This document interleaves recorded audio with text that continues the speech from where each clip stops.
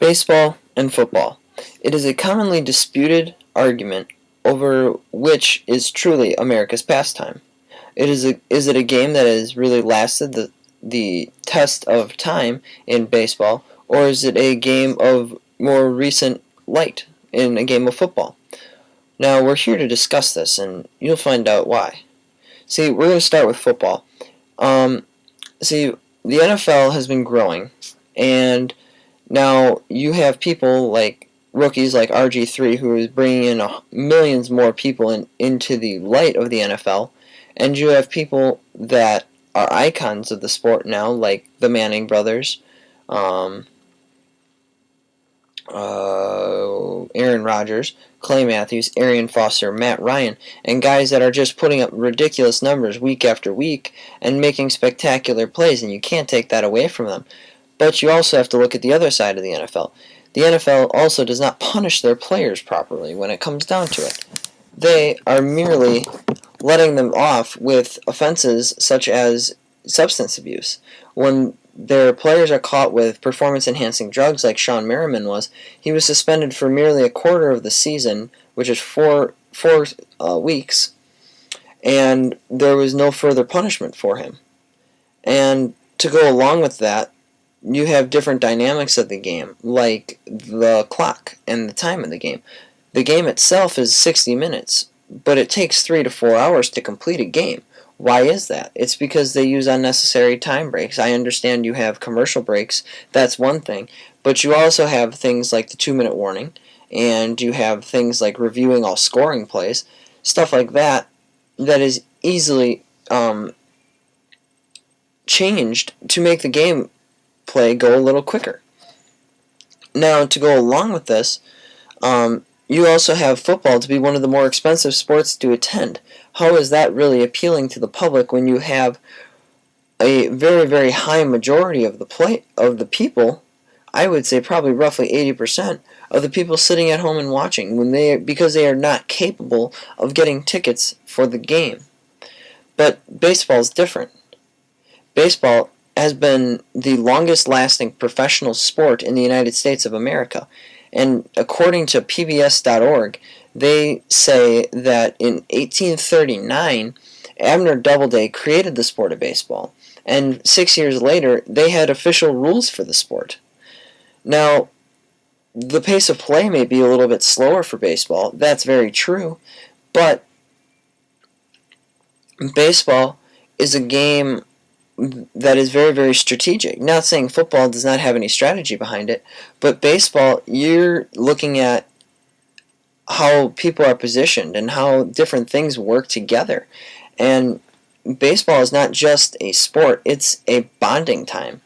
There have been reports of 4 generations attending one game. That's a great-grandfather, a grandfather, a father, and a son, all at one game, at one time. I have never heard of such a thing happening at a football game. I just haven't.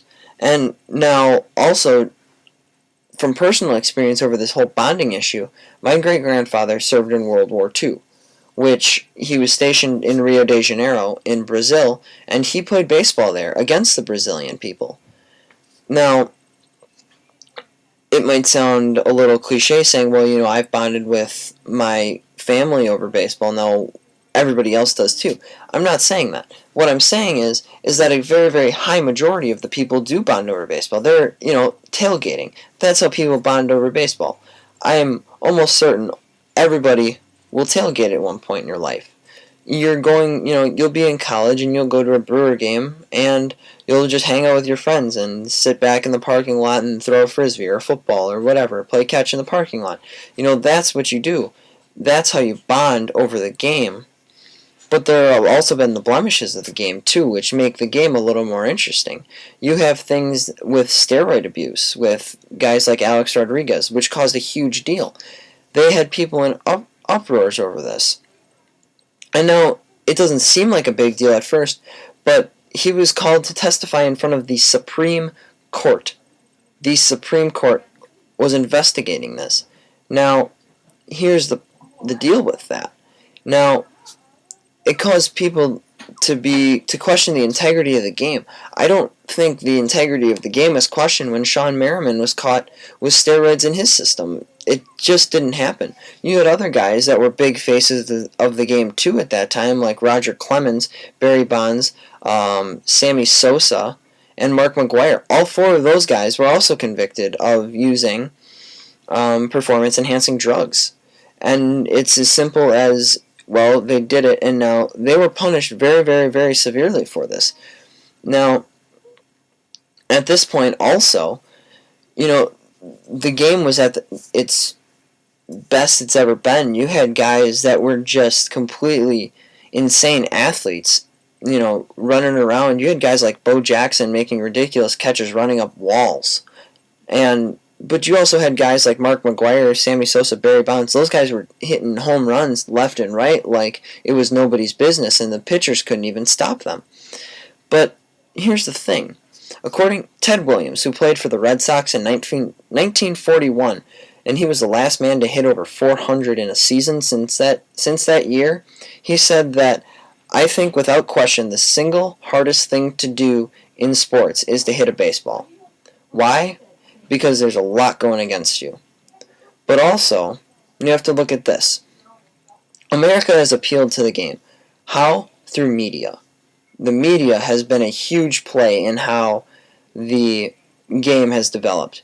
You have movies like The Sandlot, The Rookie, Bad News Bears, Benchwarmers, all of these movies which appeal to all different ages. And I would assume that a lot of you have seen these movies.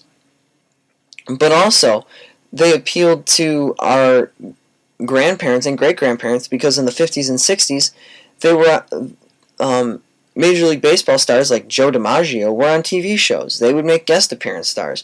This is how America was captured by the sport. To conclude, according to Midweek.com, the best way to reflect the American culture is through a sport, and baseball has proven to do just that. It is the sport of the underdog, and America loves the underdog.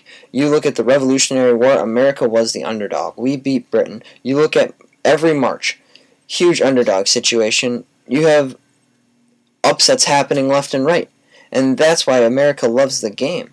America loves the game because of the upset, because now, for baseball, it's the odds. It's 1v9 when it comes a hitter against the other team in the field.